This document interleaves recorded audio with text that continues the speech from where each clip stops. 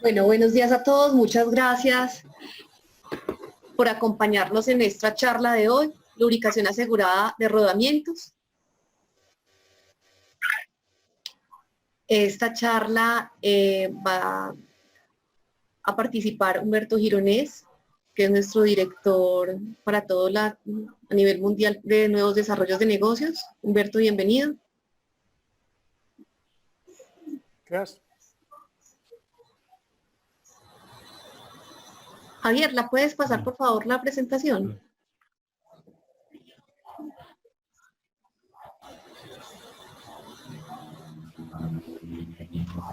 Un segundo. Ya, mira. En la 2.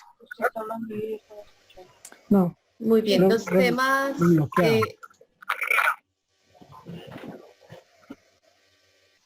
Les recordamos por favor a la gente que vaya ingresando y por algún motivo activan su audio, por favor ponerlo en silencio. Muchas gracias. Otra de las personas que nos va a acompañar hoy es Javier Molina, es asesor técnico en lubricación. Está en Interflon Argentina desde noviembre del 2017 y en los últimos 25 años ha trabajado en la industria, colaborando y generando mejores ahorros y eficiencia de productividad y mantenimiento de equipos y máquinas de los diversos sectores industriales. Javier es ingeniero mecánico y tiene pues otros estudios y bastante experiencia pues en el sector de los lubricantes y los rodamientos. Javier, pasa por favor. Los temas que vamos, devuelve esos que ahorita, de los temas que vamos a ver hoy, antes de Exacto, los temas que vamos a ver hoy, básicamente pues es la tecnología MICPOL, terminología y tipos de rodamientos, selección de lubricantes, datos importantes, factor de velocidad de N, cantidad y frecuencia de lubricación y casos prácticos. Entonces vamos ya con la primera parte, que es la tecnología MICPOL, la cual nos va a acompañar Humberto Gironés. Vale, muchísimas gracias, María Teresa. Bienvenidos a todos de mi parte también. Es un gran placer estar hoy con ustedes. Veo que hay mucha asistencia, así que me alegro. No sé qué hacen esas rayas allí en la pantalla, Javier. Por los que no conocen bien todavía Interflon o los que se han olvidado un poquito, permíteme decir quién es Interflon, ¿no? Javier, la siguiente. Pues Interflon es una empresa familiar todavía de origen neerlandés, fundada en 1980 por el señor Wim Horsmans, y desde el inicio estamos creciendo continuamente y de forma rentable. Para que usted vea, si puedes pinchar en el video, por favor, vea un poco la idea que tuvo el señor Horsmans cuando creó... No, Javier.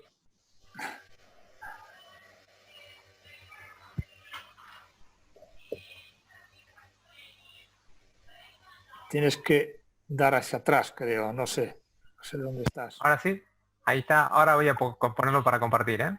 Tienes que poner el modo de presentación, o si no, no funciona, ¿eh? Ahí va.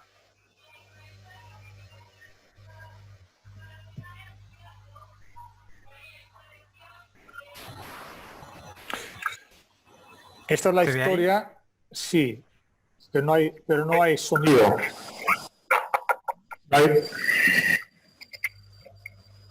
No has compartido el sonido. No, ahora, no has compartido el sonido en el Zoom. Un segundo.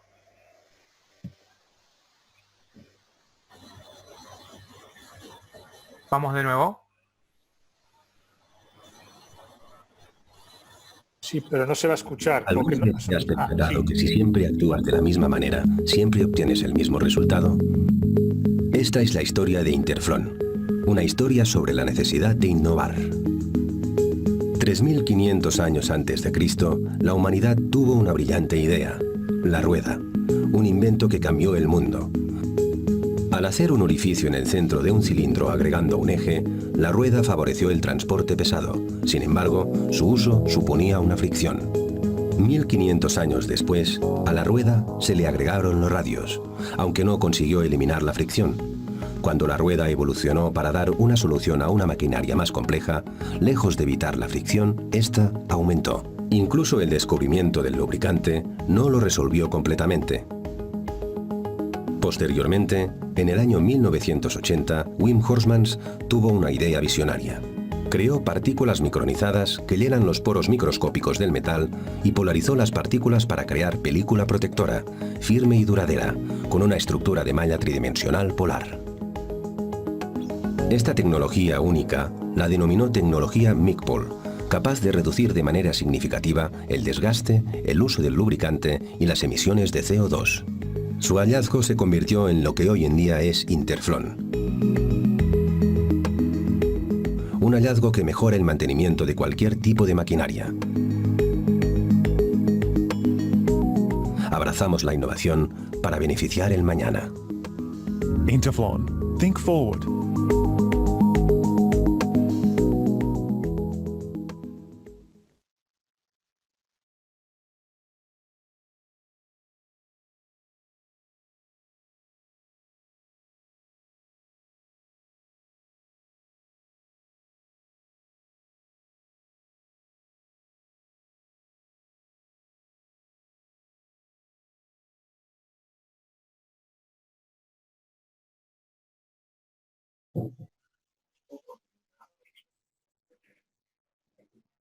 Está silenciado, Humberto. Está silenciado. Perdón. Entonces, 40 años después, tenemos 135.000 clientes activos en 53 países ya y más de 400 asesores técnicos que siempre están al lado del cliente, in situ con el cliente.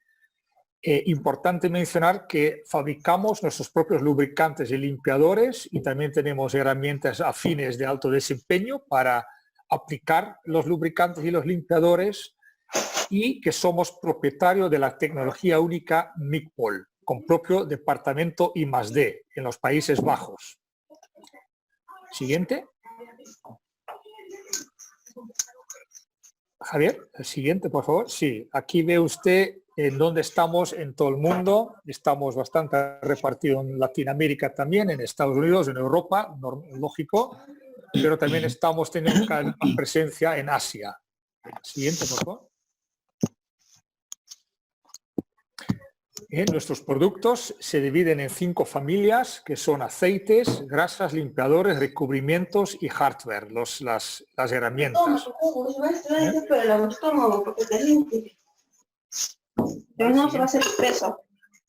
Alguien tiene que silenciar el micrófono, por favor. Entonces, tenemos aplicaciones en todos los sectores donde hay fricción, como decimos siempre, ¿no? Así que desde aplicaciones en marítimo, en puertos, automoción, agricultura, y somos muy fuertes en alimentación y bebidas y la industria farmacéutica, minería, etcétera, etcétera. No somos especialistas solamente en un sector, en todos los sectores que se pueden imaginar. Siguiente.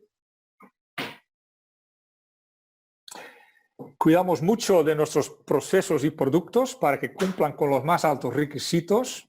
Tenemos la certificación ISO 9001, que todos conocéis, pero importante para los que trabajan en la industria alimentaria, también disponemos de la certificación 21469, que es que fabricamos todos los productos de grado alimentario en una planta separada de los otros productos no alimentarios. Hemos creado unas fábricas por separado, pero también toda la cadena de suministro tiene que hacer lo mismo para que no se puedan mezclar con productos no alimentarios. Esto es un logro muy importante para nuestros clientes, también una garantía. Aparte que tenemos los registros de la NSF para el producto acabado, que pueda cumplir con un contacto incidental. Tenemos también las certificaciones kosher y halal. En general, lo que siempre intentamos es contribuir a una menor huella ecológica por desarrollar productos lo más biodegradable posible y alimenticios, lógicamente, pero por nuestra tecnología, que voy a explicar ahora rápidamente, ya tenemos menor fricción, menor consumo de energía y extienden el tiempo de vida útil de la maquinaria, por lo cual hay menos desechos. Siguiente. La tecnología MIG-POL. Un video para explicarle luego, primero esto, ¿de qué consiste la tecnología MIG-POL? Se llama MIG-POL porque consiste de dos tratamientos de partículas sólidas de lubricación. La primera es que hemos conseguido micronizar partículas hasta 0.0 micras para que penetran en todos los poros de la superficie.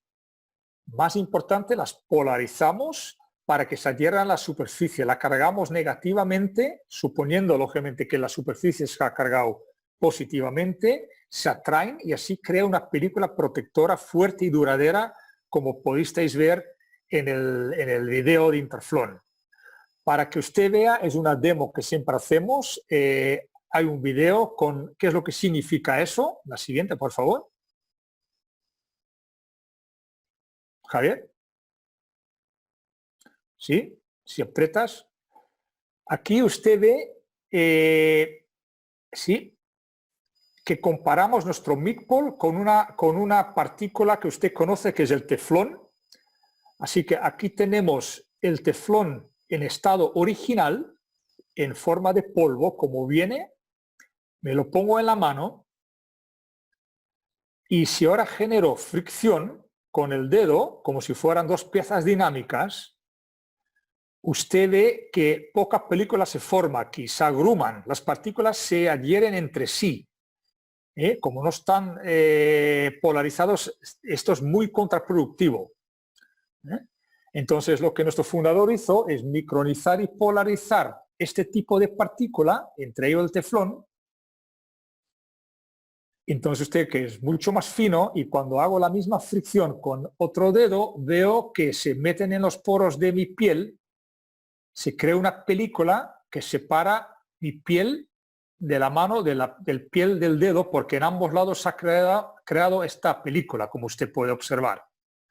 Esta película, aparte de tener la menor fricción que puedes generar, también repele la humedad y el agua, que es uno de los enemigos más graves del metal. Eso crea un desgaste prematuro. Mira usted lo que hace el MIG-POL con agua.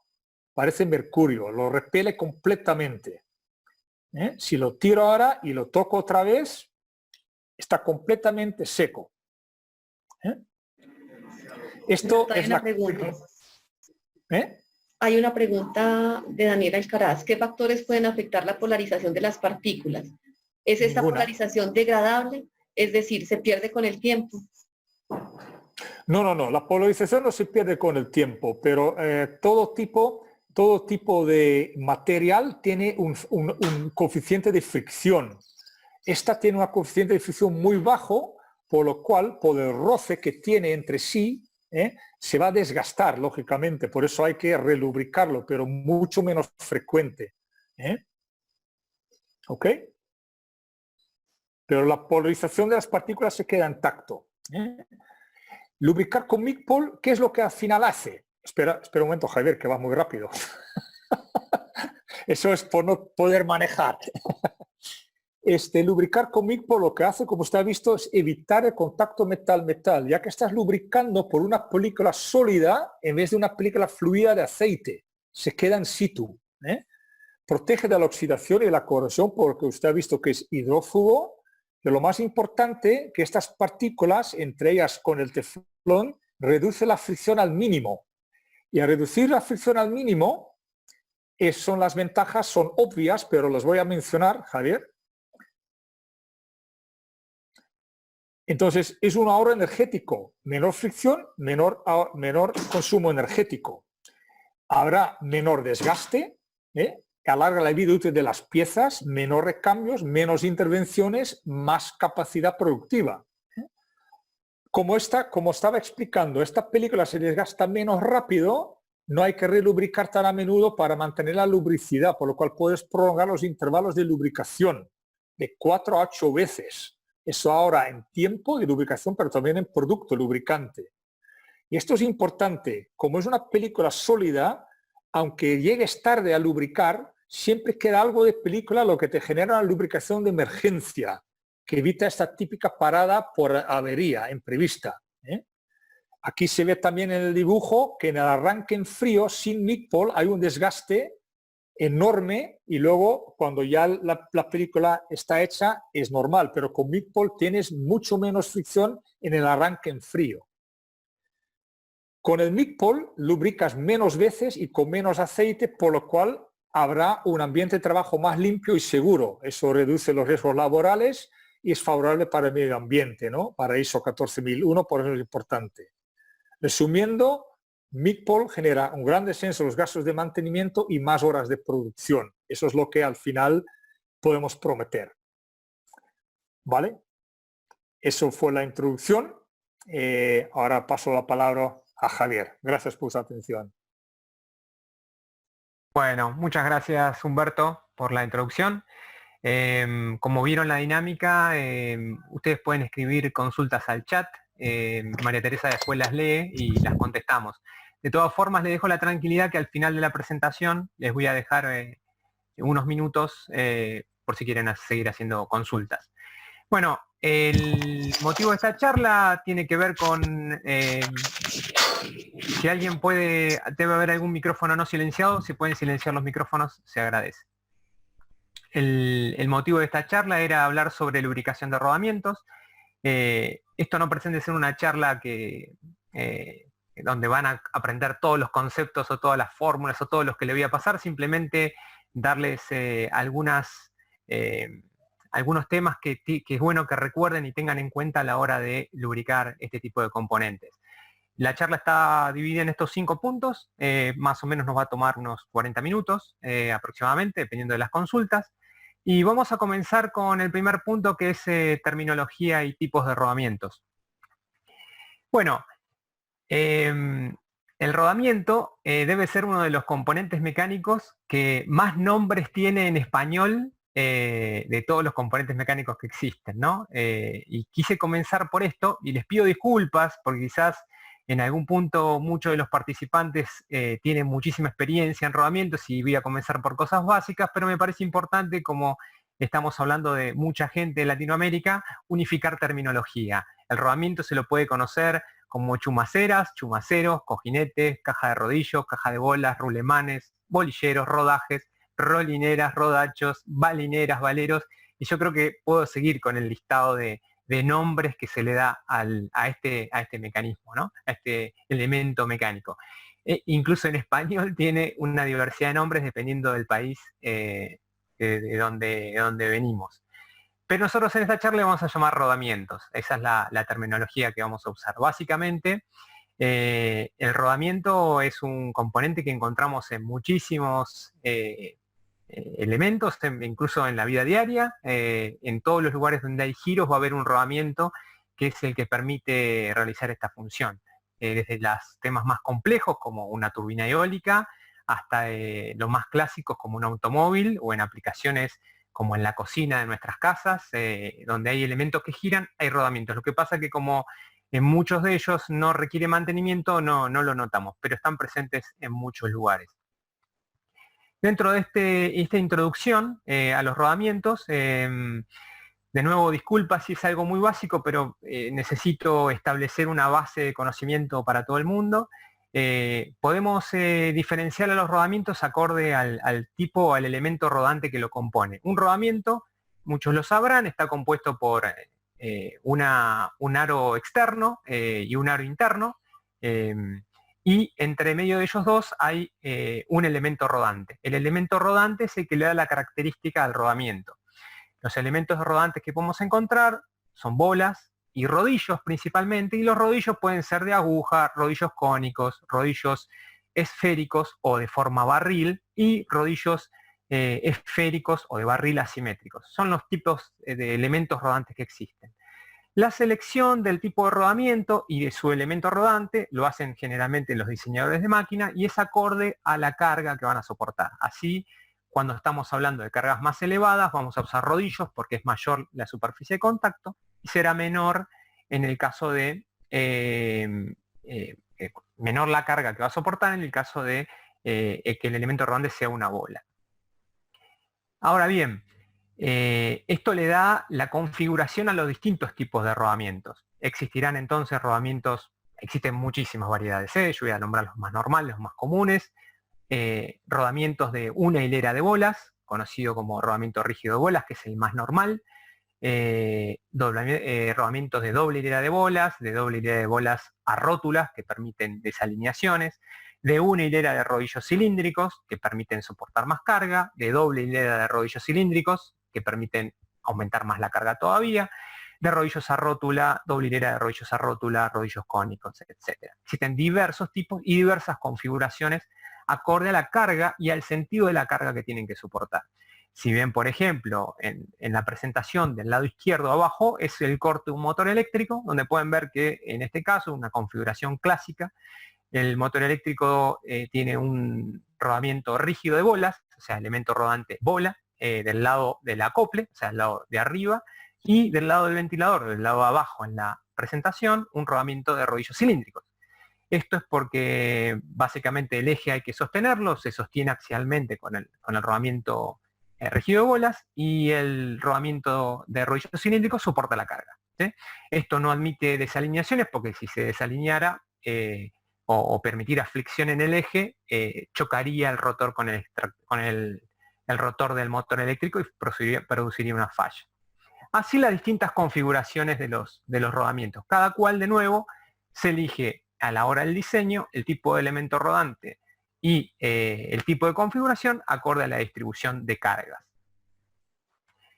Bien, a su vez los rodamientos están montados sobre determinados soportes, ¿sí? Estos soportes pueden ser específicamente para montar el rodamiento. Los más clásicos son los insertos que se ven del lado derecho de la presentación y las cajas partidas. Son las más clásicas que contienen rodamientos. En ambos casos pueden ser con o sin relubricación. Lubricación en realidad tienen todos, ¿no? Pero pueden ser con relubricación o sin relubricación. Y en otros casos directamente el rodamiento está alojado, valga la redundancia, en un alojamiento puntual de la máquina. La máquina tiene un alojamiento con determinada tolerancia y el rodamiento se monta directamente dentro de la máquina. Y también puede ser con lubricación o sin lubricación. Es súper importante el tema de cómo se accede a la lubricación y la colocación del niple de lubricación o al emite, porque tiene que estar ya preparado para que la grasa luego llegue dentro del rodamiento, ¿sí? Y por último, para hablar de este tema o unificar los criterios que vamos a usar, o nombres, terminologías de rodamiento, hablamos de las obturaciones. El rodamiento puede venir obturado de fábrica, quiere decir que puede tener un sello o una protección, y que tenga un sello o una protección metálica implica que el rodamiento está lubricado de fábrica y de por vida. Ese rodamiento no debe ser lubricado. Sobre todo y principalmente cuando está protegido, obturado de ambos lados. Si está protegido solo de un lado, quizás admite relubricación. Si está protegido o sellado de ambos lados, no requiere relubricación. Ahora, si está sin obturación, sí o sí hay que relubricarlo, ¿sí? Habitualmente en la codificación del rodamiento pueden encontrar que la codificación que termina con Z o doble Z es una protección metálica que no es hermética, permite el ingreso, por ejemplo, de contaminantes, y la codificación, entre otras, RS o doble RS, es la de rodamiento sellado. Estoy hablando de temas extremadamente básicos, ¿no? Nuevamente, son temas que obviamente existen muchísimas variedades de tipo de protecciones, variedades de tipo de obturaciones, etc. Bueno, hasta acá, primera parte, una evaluación, tipo de rodamiento, la importancia de seleccionar el elemento rodante. El elemento rodante es el que le da la característica al rodamiento y le va a dar la característica de qué tipo de presión soporta y de qué sentido de carga admite, así como también le da limitaciones a la hora de la velocidad. También hablamos de las obturaciones, que pueden ser protecciones o sellos, y los soportes que justamente que contienen a los rodamientos. Ahora vamos directamente.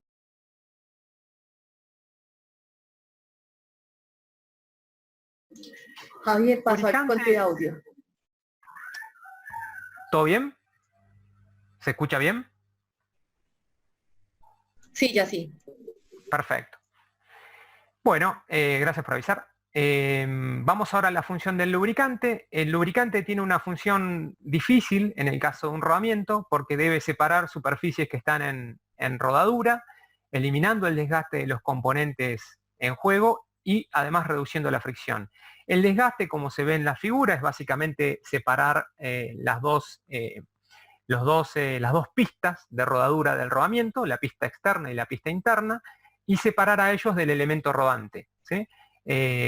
Además hay que proteger al rodamiento de la corrosión y de la oxidación, porque es un elemento metálico, entonces se oxida, hay que protegerlo, y además hay que protegerlo de la contaminación, y esto es otra cosa también súper importante. En algunos casos también podemos refrigerarlo, sobre todo cuando lo lubricamos con aceite. Ahora bien, los elementos rodantes, en este caso, como dice ahí en la presentación, corren en una delgada capa de lubricante, pero evitan el contacto metal-metal. Ahora, la capa de lubricante es extremadamente fina, y acá me gustaría recordar el comentario de Humberto sobre la tecnología MIG-POL y las dimensiones. Estamos hablando de dimensiones de la capa de lubricación, que es una 100 veces menor que el espesor de una hoja de papel. Ese es el tamaño de la película lubricante, es extremadamente pequeño. Por eso, cuando colocamos tecnología de ese tamaño, para separar las superficies metálicas, es extremadamente importante para incrementar la vida del rodamiento. Por otro lado, la presión que soporta es muy elevada. Ahí se ve como un ejemplo, una analogía, que ejerce una presión de 10 autos en una uña. No quiere decir que todos los rodamientos estén soportando 10 autos o 10 vehículos de carga. Simplemente es una analogía proporcional de la presión que soportan, más que todo porque la superficie de contacto es muy pequeña.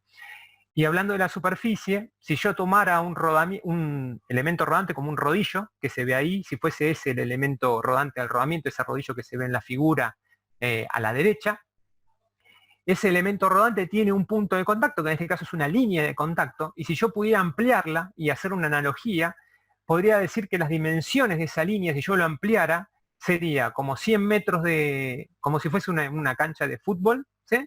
Y colocar 100 canchas canchas de fútbol una al lado de la otra, y ahí lograríamos o simularíamos lo que implica la superficie de contacto. Ahora saben que la película lubricante tendría el tamaño de medio balón de fútbol en todo eso. O sea, es muy poquita la cantidad de lubricante y por eso es tan difícil la tarea de lubricar. Bueno, hablando de la selección del lubricante, y ya vamos entrando en los temas más importantes, los datos que tienen que tener siempre son el tipo de rodamiento, esto es el código, en el caso que vamos a usar como ejemplo para el resto de la charla, estamos hablando de un rodamiento, por ejemplo, 6326, es un código de rodamiento, ese dato es muy importante. Si fuera posible tener el código sería ideal. De lo contrario, las dimensiones alcanzan. Las dimensiones importantes del rodamiento para seleccionar el lubricante, diámetro externo, diámetro interno y ancho, todo en milímetros. Esos son los datos importantes. El ejemplo que tomamos lo vamos a repetir en el resto de la presentación. Y luego las condiciones de trabajo. La velocidad en RPM, es muy importante saberlo para seleccionar correctamente. La temperatura de trabajo, ahora vamos a introducirnos en ese tema. Y la carga que soporta el rodamiento, pero en forma cualitativa. Ahora vamos a entrar en detalle. Pero estos son básicamente los datos que necesitamos para seleccionar un lubricante. Tipo de rodamiento o sus dimensiones, condiciones de trabajo, velocidad, temperatura y carga. ¿Qué pasa con la temperatura? Bueno, el problema que tenemos es que cuando nosotros definimos una temperatura, estamos definiendo un parámetro extremadamente importante. Sepan ustedes que por cada 15 grados que yo incremento la temperatura de funcionamiento, reduzco a la mitad la vida del lubricante. Entonces es muy importante seleccionar correctamente la temperatura. Y ahí les pongo un ejemplo en la foto, la pueden ver, es una foto de un horno que está, ahí al lado hay un eje con un rodamiento que está pegado a la pared del horno, y ese rodamiento tiene una temperatura, ¿sí? Que la podemos medir. Ahora bien, el horno también tiene una temperatura porque trabaja de esa forma. Y por otro lado hay una temperatura ambiente. Cuando nosotros hablamos de temperatura tenemos que tener en cuenta los tres factores. Muchas veces recibimos llamados de gente que consulta por lubricante y nos dan la temperatura de la máquina cercana, que quizás es un horno. Y muy pocas veces el rodamiento trabaja a tan elevadas temperaturas. Entonces, si bien es importante conocer la temperatura del horno, porque puede haber una transferencia térmica del horno al rodamiento, no es el único dato que necesitamos. Necesitamos saber la temperatura también del rodamiento, en el punto donde está montado el rodamiento. Ahora, también puede ser engañosa, porque si el rodamiento está mal lubricado o está en falla, puede tener una temperatura por encima de la deseada. Por eso también es importante conocer la temperatura ambiente. Como el rodamiento es un elemento de extremada precisión y de muy buena eficiencia, sobre todo cuando está bien lubricado, no debería trabajar el rodamiento en estado normal unos 10, 15 grados por encima de la temperatura ambiente. O sea, si no existe ninguna fuente de calor que le incrementa la temperatura, por sí solo el rodamiento bien lubricado no debería generar calor y no debería incrementar su temperatura. Hecha esta aclaración, vamos al tema de las cargas. ¿Cómo definimos las cargas? Nadie sabe cuánta es la carga que soporta un rodamiento en kilos. Es muy difícil de saberlo, sobre todo en una máquina. Entonces lo que solemos decir es estimarlo de forma cualitativa, bien digo. Entonces podemos definirlo en base a que son cargas muy bajas, cargas medias, cargas altas o muy altas. ¿Y cómo lo vamos a determinar? Bueno, bien, si lo que estamos lubricando es un laminador, vamos a ver un ejemplo más adelante, que lamina cereales y que genera mucha vibración, lo más probable es que ese laminador tenga una carga alta, ¿sí? Además, ese laminador tiene un rodamiento cuyo elemento rodante son rodillos, bueno, eso me asegura que probablemente la carga sea alta también. Pero por otro lado, si estamos lubricando el rodamiento de una cinta transportadora y la cinta transportadora mueve cajas vacías de cartón, lo más probable es que la carga sea baja. Entonces lo que tenemos que definir es en forma cualitativa qué tipo de carga va a tener ese rodamiento. Con eso alcanza. Yo sé que es un término muy subjetivo a la hora de hacer un cálculo, pero bueno, es la mejor forma, la mejor estimación que tenemos porque nadie sabe la carga real en kilos que está soportando el rodamiento. Ahora bien, esa estimación cualitativa la podemos llevar también a un número. El número que se define habitualmente en rodamiento se lo conoce como el factor C sobre P.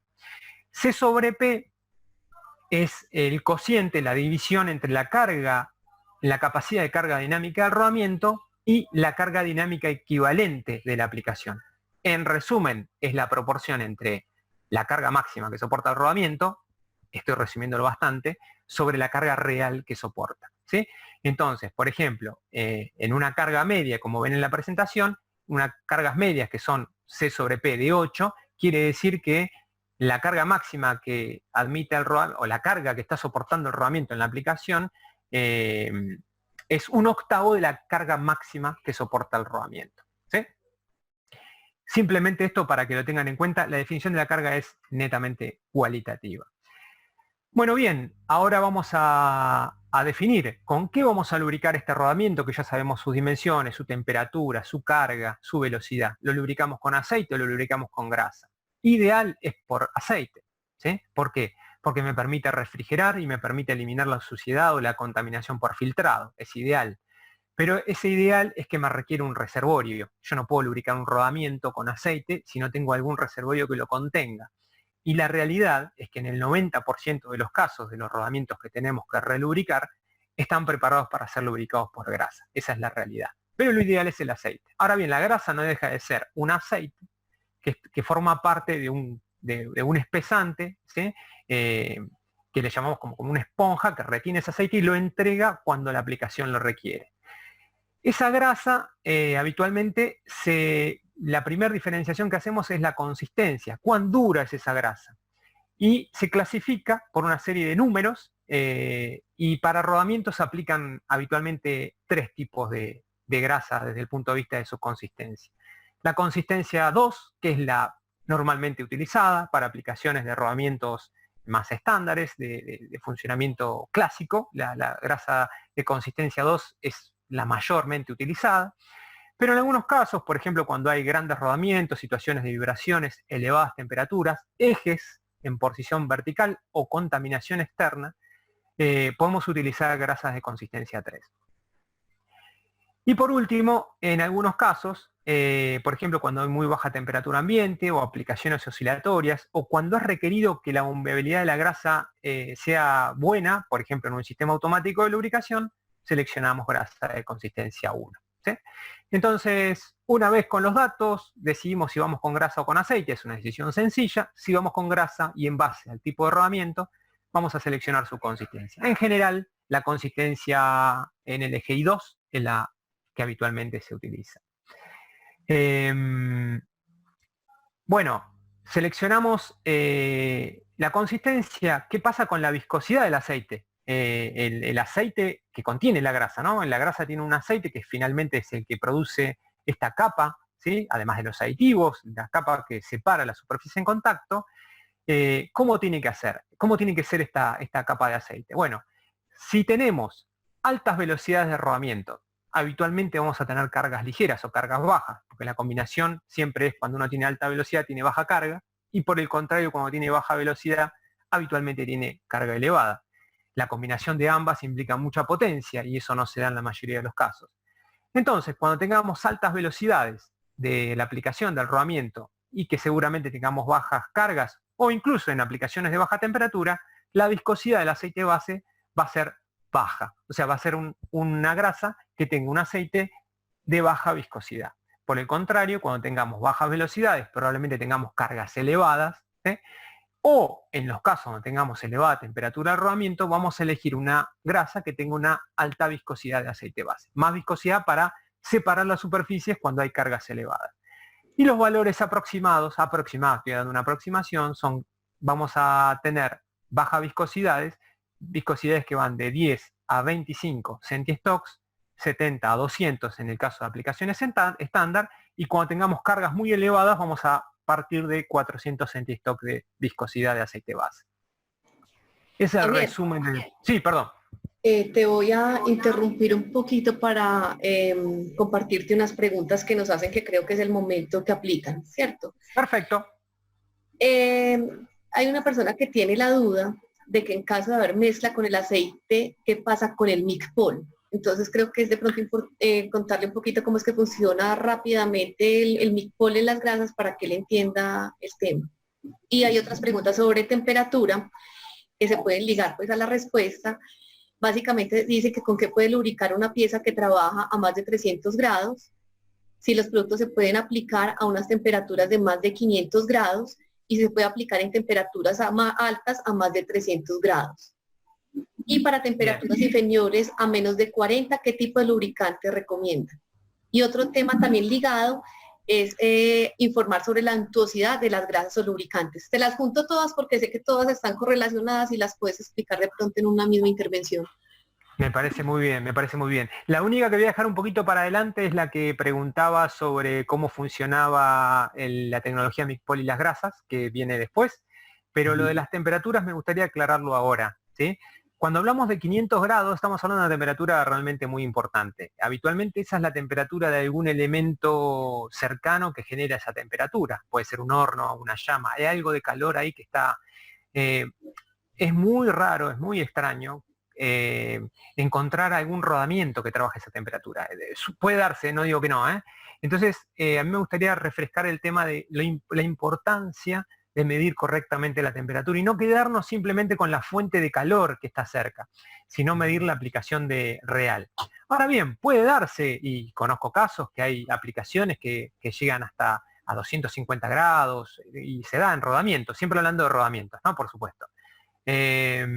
Bueno, en esos casos obviamente tenemos que tomar las condiciones del caso, seleccionar, obviamente, como decía antes, una consistencia elevada, una consistencia 3, por ejemplo, porque tenemos alta temperatura, una viscosidad de aceite base alta también, porque la viscosidad cae rotundamente con la temperatura, entonces también necesitamos una grasa con alta viscosidad de aceite base, y obviamente vamos a necesitar un plazo de relubricación pequeño. ¿Por qué? Y porque la grasa se va a degradar a tan alta temperatura. De todas formas, le aclaro, aplicaciones de ese estilo son muy particulares.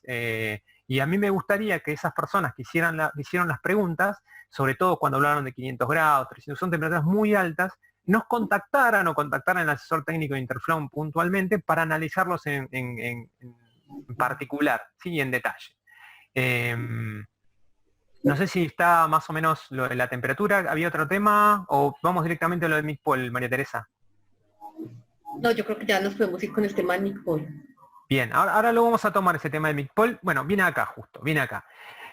Los rodamientos puede calcularse o estimarse en realidad en forma teórica la vida de un rodamiento, ¿sí? Hoy existen nuevas teorías, yo sé que estoy mostrando una teoría, por ahí hay gente de SKF, yo trabajé muchos años en SKF, hay una teoría nueva de vida del rodamiento que habla de fatiga subsuperficial. Bueno, no vamos a entrar en ese detalle. La clásica fórmula de vida, que sigue siendo válida, está incluso certificada con una norma ISO, es esa que ven ahí en un recuadro en azul, que dice que la vida, que se simboliza con una L, está directamente proporcional al factor C sobre P, o sea, es lógico que cuanto más lejos estamos con nuestra carga de la carga máxima del rodamiento, más va a durar el rodamiento, es bastante lógico, pero está todo afectado a un factor A. Este factor A depende de una serie de temas que tienen que ver con la aplicación. Pero ¿saben qué? Hay dos temas que son muy importantes para que ese factor A en la vida del rodamiento se incremente. Y estos dos temas con los cuales podemos interactuar nosotros tienen que ver con el aumento de la viscosidad de aceite base, o sea, con la capacidad de separar las superficies en contacto, y por otro lado con evitar la contaminación del lubricante. Y les recuerdo también que acorde a estudios que se han hecho estadísticos, esto no es solamente teórico, ya es estudios estadísticos, las fallas prematuras en rodamiento se dan en un 50%, o sea, la mitad de los rodamientos que fallan antes de lo previsto ocurren por una lubricación inadecuada, se colocó mal el lubricante, o se colocó el no adecuado, o lo que fuera, o por contaminación. La mitad de los que fallan por problemas de contaminación o de lubricación. Entonces, si nosotros mejoramos eso, mejoramos la vida del rodamiento. Y ahí es donde entra lo que decía María Teresa, ¿no? Cómo con la tecnología MICPOL mejoramos este tema del factor A e incrementamos la vida del rodamiento. Bueno, lo que hace el MICPOL es trabajar para mejorar, como explicó Humberto también en el ingreso, la separación y evitar el contacto entre superficies, y de esa forma incrementa notablemente el factor A en la vida de la fórmula de rodamiento, incrementando la vida del rodamiento en sí.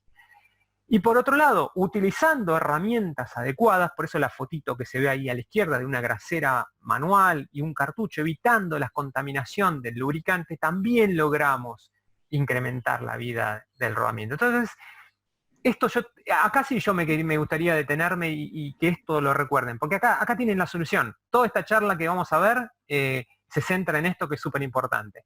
En la medida que nosotros no contaminemos el rodamiento cuando lo relubricamos, y eso lo vamos a lograr utilizando herramientas adecuadas y evitando el trasvase de grasas de un depósito, de un envase a otro, evitando la manipulación contaminante de la grasa, vamos a aumentar la vida del rodamiento. Y utilizando tecnología que nos permitan separar las capas de contacto, o mejor dicho, los elementos de fricción del rodamiento, el elemento rodante de la pista, vamos a lograr incrementar la vida del rodamiento, ¿sí? Esta es la solución, gente. Ahí está el secreto. Colocar el lubricante adecuado para generar la separación de la superficie de contacto y evitar la contaminación. Les ha resuelto la vida. Otras inquietudes. Pregunten. En caso de selección de viscosidad de alta velocidad y alta carga, ¿cuál es la recomendación? Bien. Es una muy buena pregunta. Generalmente la combinación de alta carga y alta velocidad habitualmente no se da, salvo que haya mucha potencia en juego. La potencia de un equipo es directamente proporcional a su velocidad y a su carga. Pero puede darse el caso.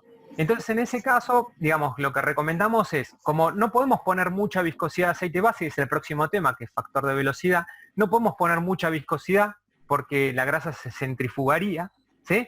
Tenemos que compensar esa viscosidad con tecnología. Y ahí es donde entra la tecnología MICPOL y la importancia de la tecnología MICPOL, porque sin viscosidad, sin necesidad de colocar algo viscoso, podemos generar correctamente la lubricación, ¿sí? Entonces podemos hacer esa combinación de de alta carga y alta velocidad con tecnología adecuada.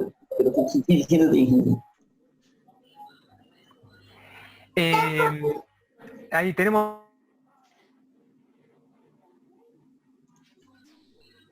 Ahí estamos, perfecto. Teníamos un micrófono abierto. Sí, o sea, lo silencié todo, entonces también se silencia el tuyo. Hay otra pregunta. ¿Qué grasas sanitarias para casos de alta velocidad, carga ligera y baja temperatura recomiendan? Alta velocidad. ¿Alta velocidad? Sí. Carga ligera y baja temperatura. Perfecto. Existe un lubricante puntualmente para eso. se llama, bueno, tiene certificado alimenticio, tiene un nombre, se llama Food Grease LT2 o Food Grease MP2, ¿sí? Le pido por favor a la persona que hizo la consulta que contacte directamente al asesor técnico del país, porque tenemos una solución muy específica para eso. Alta viscosidad soporte de esas condiciones de trabajo. Así que por favor que lo contacte, porque tenemos una solución bien puntual para ese caso. Perfecto, hay otra consulta. ¿Cuál es el comportamiento de temperaturas en temperaturas bajas de menos 30 grados centígrados?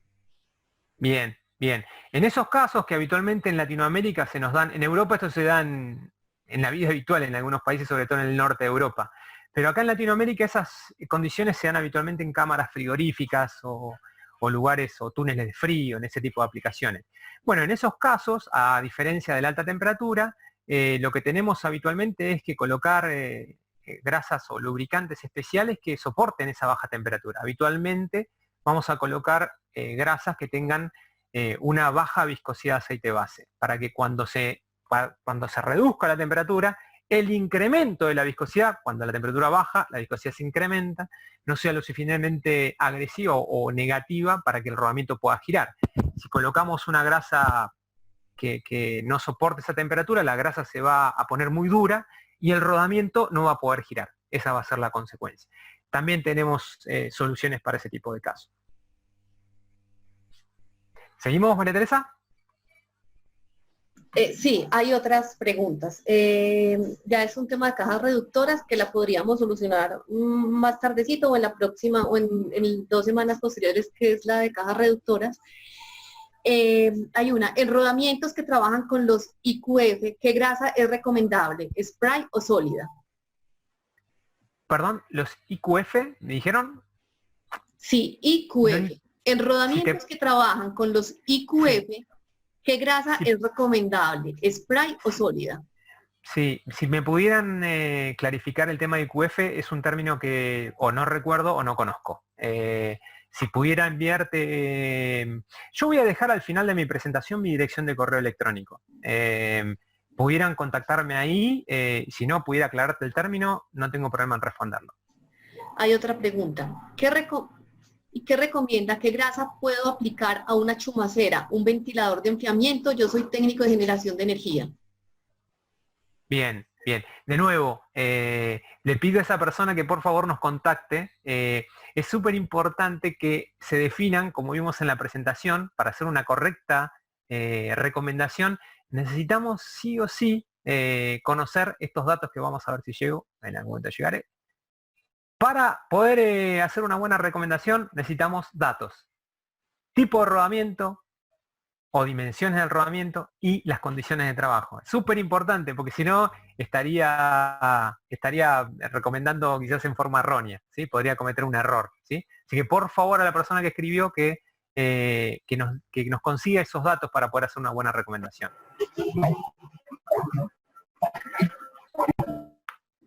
¿Está bien? Perfecto, sí. Bueno, sigamos así. Después al final voy a dar un tiempo también para preguntas, no se preocupen. Ahora bien, yo les hablaba cuando terminamos que en el punto anterior, que la clave para resolver el tema de lubricación de rodamiento es elegir un lubricante que genere separación de superficies, ¿sí? Eso con viscosidad lo puedo hacer, o sea, puedo poner un aceite lo más viscoso posible siempre y mantener el lubricante limpio. Ahora bien, si fuera así sería muy fácil y como dije justo en una consulta que me hicieron, hay un limitante que se llama factor de velocidad. El factor de velocidad es un elemento que me mide la capacidad de la grasa para evitar su centrifugación, que se escape del rodamiento por la velocidad de giro. Si yo coloco en todos los casos, incluso en aplicaciones muy rápidas de mucha velocidad, una grasa con aceite muy viscoso, la grasa va a centrifugarse. Tiene un límite, después de eso se centrifuga. Entonces eso de colocar viscosidad por colocarlo para aumentar la vida de rodamiento tiene un límite y se llama factor de velocidad. ¿Cómo calculo el factor de velocidad de la aplicación? Es muy sencillo. El mismo ejemplo de antes, en 1326, girando a 1500 RPM. Bueno, sacamos el diámetro exterior, el diámetro interior, lo sumamos, lo dividimos por 2, que es diámetro medio del rodamiento, más o menos el diámetro por donde están los elementos rodantes. y eso lo multiplico por la velocidad en RPM. ¿Sí? Ahí sacamos el factor de velocidad de la aplicación. En el caso del ejemplo, el factor de velocidad es 307.500. Es el numerito, es un número. Ahora, mi grasa, la grasa que voy a seleccionar, debe tener un factor de n o factor de velocidad superior a 307.500. Y esa es la limitación que yo tengo. Entonces, no es solamente colocar alta viscosidad. A veces no alcanza con eso, porque me limita el factor de velocidad. En el ejemplo de la pregunta anterior estaba, ¿qué pasa cuando tenemos alta carga y alta velocidad? La alta carga me implica colocar alta viscosidad de aceite base, pero la alta velocidad me lo limita por factor de velocidad. Ahí es donde la tecnología ingresa, ¿sí? Pero este número es súper importante. Ahora bien, sabemos cómo calcular el factor de velocidad de un rodamiento. Es diámetro medio del rodamiento por el número de RPM. Perfecto. Tenemos el numerito. Las dimensiones en milímetros, súper importante. Dimensiones, diámetro medio en milímetros por velocidad en RPM.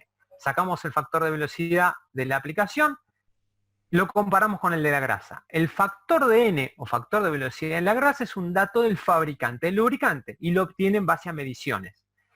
Entonces, ese factor de velocidad va a depender fundamentalmente de la viscosidad del aceite base, por supuesto, pero también de los aditivos que posee el lubricante y también del tipo de espesante que tiene. Entonces no solamente está en la tecnología del lubricante tener esa capacidad para evitar su centrifugación. Por otro lado, sepan también que para rodamientos principalmente de rodillos, ya sea cilíndricos, cónicos o esféricos, hay un factor de corrección de ese factor de velocidad. ¿Por qué? Porque cuando tenemos un rodillo, el rodillo tiene más tendencia a centrifugar la grasa porque la aplasta. Es una pared que viene y aplasta la grasa, tiene más tendencia a centrifugarla. Entonces nosotros usamos el criterio de que cuando se trata de aplicaciones de ese estilo, duplicamos, por ejemplo, en el caso de rodillos cilíndricos, duplicamos el valor del factor de velocidad de la aplicación. Lo hacemos aún más exigente. En el caso que vimos, que era 307.000, si eso fuera un rodamiento de rodillos, deberíamos multiplicarlo por 2 para obtener el factor de velocidad real. ¿Sí? Eso es súper importante también para tenerlo en cuenta. Hay factores que afectan en el caso de tratarse de rodamiento de rodillo, en cualquiera de sus versiones. Hay otra pregunta. Sí, la escucho. El factor de velocidad también aplica para aceites, es decir, esta también se puede centrifugar. Muy buena pregunta. No, en el caso de aceites no aplica, porque cuando lubricamos por aceite, el rodamiento está en baño de aceite y por más que se centrifugue, eso está cubierto por el nivel. Así que no, no hay factor de velocidad en lubricación por aceite, solamente lubricación por grasa. Hay otra inquietud, una pregunta. Tengo un problema. Tengo un rodamiento número 32212. Trabaja en un horno de cocción, temperatura ambiente de 300 grados como máximo, lo cual la grasa no aguanta. Tenemos que estar lubricando todos los días. Bien. 32212, muy bien. Y además es un rodamiento grande, tiene sus complicaciones. Probablemente la velocidad de giro no sea muy elevada, pero tiene temperatura probablemente por transmisión desde el horno. Así que, si ¿tenés forma de tomarle nombre a esa persona, María Teresa?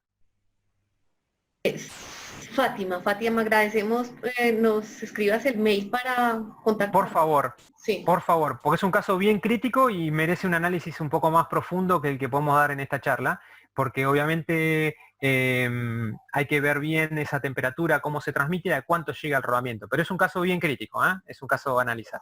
Estoy de acuerdo. Perfecto. Continúo. Bien. El anteúltimo tema, o el último tema técnico, tiene que ver con la cantidad y frecuencia de lubricación. Y acá también quiero, así como antes hice una detención para decirles lo de la contaminación, acá es otro punto donde yo quiero detenerme. Y quiero hacer principal conciencia en ustedes. Es súper importante que cada vez que alguien va a lubricar un rodamiento, sepa la cantidad que coloque. No está bien lubricar el rodamiento hasta que reviente o darle bombazos hasta que salga por algún lado. Eso está mal, no debe hacerse así. Entonces, yo entiendo a veces a los lubricadores que, bueno, lo hacen de esa forma porque es la única forma que tienen. Entonces, para que eso ocurra, es súper importante, lo primero, darle herramientas adecuadas. la persona tiene que saber, cuando va a lubricar con una herramienta, qué cantidad de grasa agrega por cada embolada de grasa, de grasera que le va a dar. Por eso me puse la fotito en la presentación de la grasera manual. Todas las graseras manuales, al menos las graseras que tenemos con Interflon y de otras marcas también, tienen marcada qué cantidad de grasa se agrega por embolada. Si no la tienen, es muy sencillo. Tiran 10 gramos arriba de un papel, lo pesan, dividen por 10 y lo van a saber. Es muy importante saber la cantidad que se le agrega y para eso tienen que tener la herramienta adecuada. Entonces, no solamente contaminación, sino también cantidad. Ahora bien, ¿cuánto le agregamos? Bueno, acá la fórmula es sencillita. De nuevo, las dimensiones del rodamiento, volvemos al mismo ejemplo anterior, hacemos el diámetro externo por el ancho del rodamiento, eso nos da un número en milímetros, y lo multiplicamos por 0,005. O sea, es el 0,5% del D por B, o del ancho por el diámetro externo. En el caso del ejemplo nos da 80 gramos. Quiere decir que cada vez que vamos a relubricar este rodamiento hay que colocarle 80 gramos de grasa. Si nuestra grasera tirara 2 gramos por cada embolada, que es aproximadamente lo que se suele agregar, son 40 bombazos de grasa cada vez que vamos a lubricarlo. Este es un rodamiento bastante grande, como pueden ver en las dimensiones. Entonces, súper importante, y vuelvo a remarcar, no está bueno que vayamos a lubricar un rodamiento y que echemos grasa hasta que reviente por algún lado. Ahora, ¿qué pasa cuando el rodamiento es nuevo? Cuando el rodamiento lo van a montar. Bueno, lo primero que tenemos que hacer con el rodamiento es limpiarlo. El rodamiento viene con obviamente cuando el rodamiento es abierto y no está ni sellado ni protegido. Acuérdense el tema de obturaciones. Si tiene tapa, protectores o sellos, protector metálico, sellos, no hay que lubricarlo. Pero si viene abierto, lo primero que hay que hacer es limpiarlo, porque el rodamiento viene con un protectivo. Hay que limpiarlo con un producto de limpieza. Nosotros tenemos un montón de productos de limpieza para esos casos. Limpiarlo y una vez limpio, inmediatamente lubricarlo, porque si no, corremos el riesgo de la oxidación. ¿Y cuánta grasa le vamos a agregar? Bueno, va a depender del factor de velocidad, que es lo mismo que acabamos de calcular en el ejemplo, ¿sí? Si estamos hablando de factores de velocidad bajo, que es la mayoría de los casos de las aplicaciones, por debajo de los 90.000, vamos a llenar el rodamiento de grasa de un lado y del otro, 100%. Ahora, si estamos hablando de factores de velocidades más altos, como por ejemplo de 90 a 350.000, bueno, con colocarle solo el 30% del volumen libre alcanza. O sea, como pueden ver en la presentación, del lado izquierdo, en rojo, solamente ese pedacito, de los dos lados obviamente, y no es necesario después redistribuirlo, solamente le hacen un giro y la grasa va a ocupar todo el lugar que está libre. ¿Sí? Entonces, para rodamientos nuevos, limpiarlo para sacar el anticorrosivo y luego aplicar la cantidad de grasa acorde al factor de velocidad. ¿Qué puede pasar si el rodamiento es muy rápido y lo llenan de grasa de los dos lados? Y que la grasa va a tender a salir y lo más probable es que inmediatamente salga y se queda solamente con la cantidad de grasa que requiere. Pero inicialmente vamos a trabajar con fricción fluida y eso es negativo porque es una pérdida energética.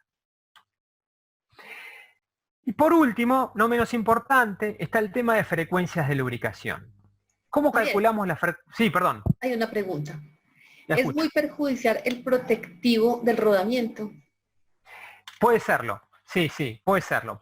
En muchos casos el protectivo puede llegar a afectar la calidad de la grasa nueva que estamos colocando.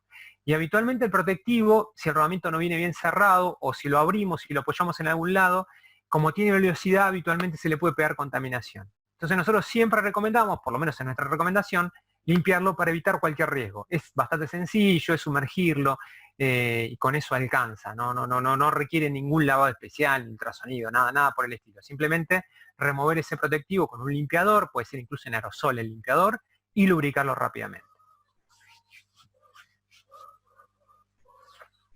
Bueno, Listo. ¿continuamos? Perfecto.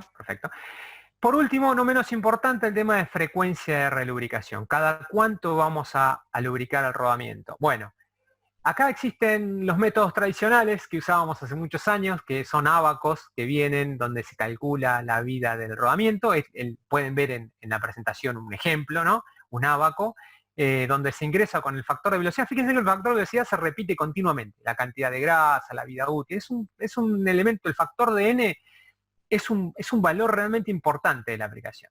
Aquí ingresamos por el factor de velocidad en el eje horizontal y vamos hasta el valor a la curva de tipo de carga, que acuérdense que lo habíamos definido como cualitativo, y después tomamos un C sobre P. Si vamos después al otro eje, llegamos a las 1500 horas. Esto siempre y cuando la temperatura sea, por ejemplo, en este caso, 70 grados. Si la temperatura cambia, acuérdense que por cada 15 grados que aumento, tengo que reducir el plazo de relubricación a la mitad.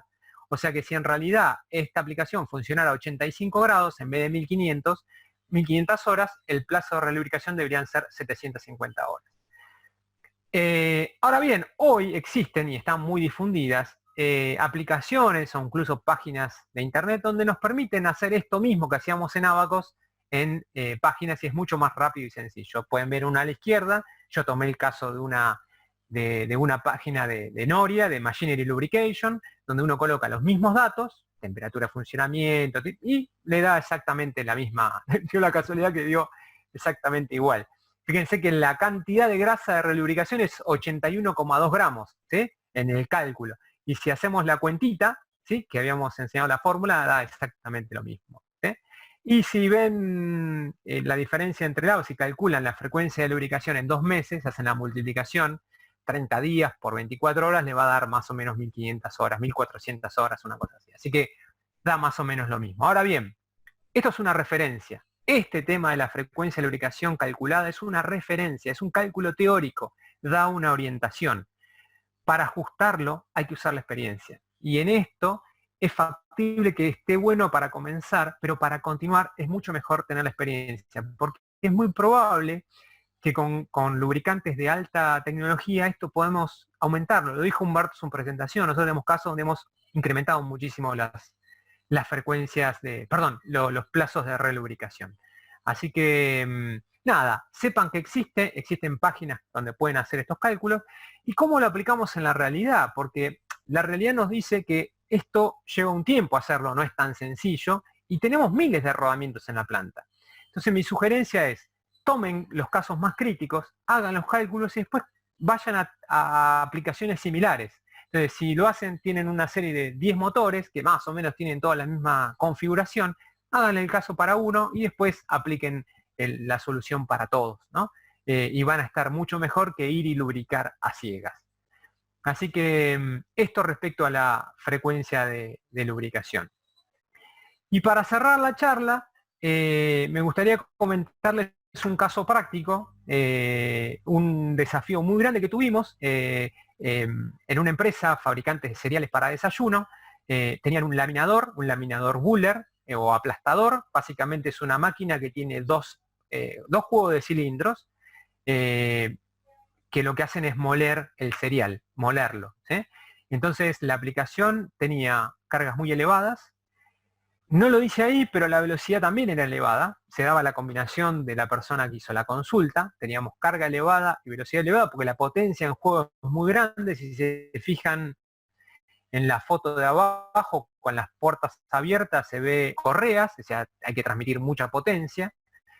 Pero teníamos alta carga, tenemos combinadas con vibraciones, porque en el momento de laminar o de aplastar, vibra mucho la máquina. Teníamos una temperatura media del lugar de 70 grados. Obviamente ahí había una trampa porque cuando medimos el rodamiento estaba mal lubricado y estaba generando temperatura porque estaba mal lubricado. Tenemos contaminación abrasiva porque hay polvo de cereal dando vuelta y harina. Y también tenemos que lubricar a través de un conducto de 6 milímetros que ingresa y lleva la grasa hasta el punto.